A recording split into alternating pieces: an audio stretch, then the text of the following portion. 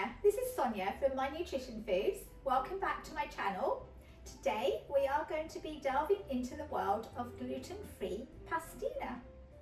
If you've been looking for a tasty alternative to the traditional pasta, you will come to the right place.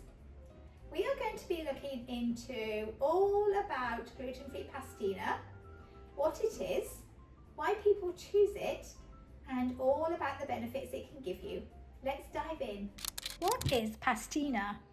First things first, let's talk about what pastina actually is.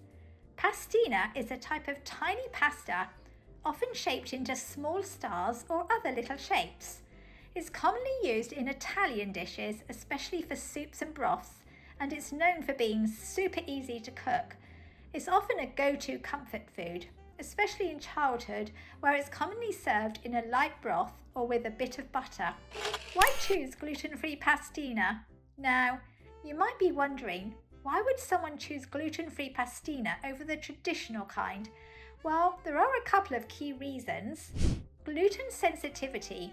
Some people are sensitive to gluten, which is a protein found in wheat and other grains. For those individuals, gluten-free options are a must. Celiac disease.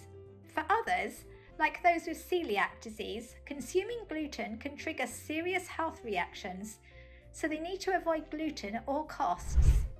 Personal preference. Even if you don't have gluten sensitivity, you might just prefer a gluten-free lifestyle for other health reasons or dietary choices.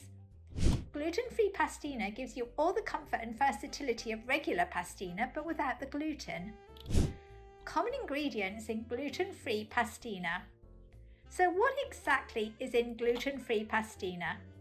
Traditional pastina is made from wheat flour, but in gluten-free versions the ingredients can vary.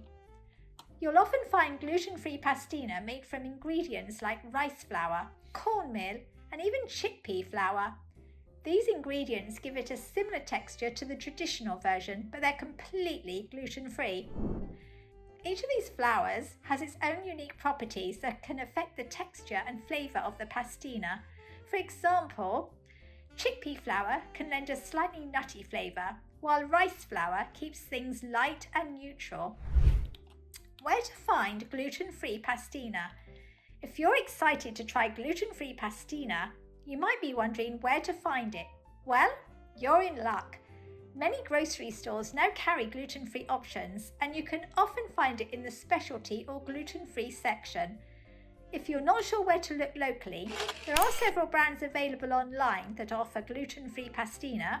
Just search for it in your favourite online store, and you'll have a variety of options to choose from. How to use gluten-free pastina. One of the great things about gluten-free pastina is how versatile it is. You can use it just like regular pastina in many different dishes. In soups, the most classic way to enjoy pastina is in a warm soup. It absorbs the broth and creates a comforting, filling dish. As a side dish, you can serve it alongside your main dish, just like pasta, with a drizzle of olive oil or a bit of butter. In pasta salads, if you're looking for a cold dish, gluten-free pastina works great in pasta salads. Just toss it with some veggies, a simple dressing, and you're good to go. The options are endless, and gluten-free pastina fits well into both savoury and sweet dishes. Tips for cooking with gluten-free pastina. While gluten-free pastina is very similar to regular pastina, there are a few tips to keep in mind when cooking it.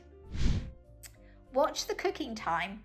Gluten-free pasta can sometimes cook faster than wheat-based pasta, so be sure to check it frequently. Overcooking can cause it to become mushy. Don't skip the stirring.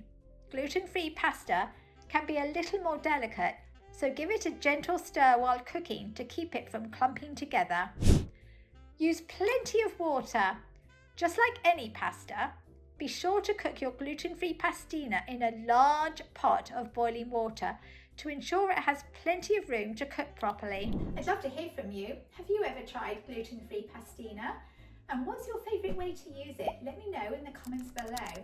If you found this video helpful, don't forget forget to hit the like and subscribe button and visit mynutritionfoods.com for more healthy recipes and tips.